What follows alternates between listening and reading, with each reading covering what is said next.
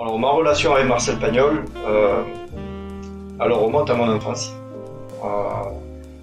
Grâce donc d'un côté grâce à l'école où on étudiait les œuvres de Marcel Pagnol, puisqu'en primaire, à l'école primaire, j'avais une institutrice qui était très attachée à la culture provençale. Et en parallèle de ça, dans la bibliothèque de mes parents, il y avait donc les œuvres de Marcel Pagnol, donc une collection, je me rappelle de ces livres en cuir rouge, avec toutes les œuvres de Marcel Pagnol, et voilà, j'ai commencé à prendre la première. Les répétitions, alors déjà pour moi ça n'a pas très bien commencé, puisque la première lecture de Marius, la première fois où on devait tous se rencontrer et que l'équipe se voyait pour la première fois, pas de chance, j'étais positif au Covid.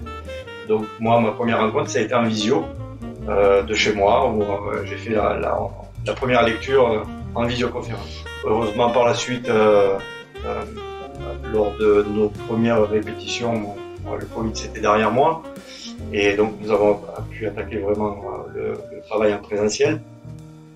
Et les répétitions, ça se passe très bien. Il y a une super bonne équipe, une ambiance formidable. Ça fait très peu de temps que l'on a commencé, et pourtant il y a déjà une osmose, il y a déjà une cohésion dans cette équipe. Un plaisir de se retrouver, un plaisir de travailler ensemble. Et, Maître Panis, oui, c'est le bon papa. Il sait être posé quand il faut être posé. Il sait élever la voix quand il faut élever la voix, notamment contre César. C'est pas toujours facile de côtoyer César et d'être le meilleur ami de César. Voilà, mais oui, j'aime bien ce personnage, Honoré Panis. C'est bien de tricher.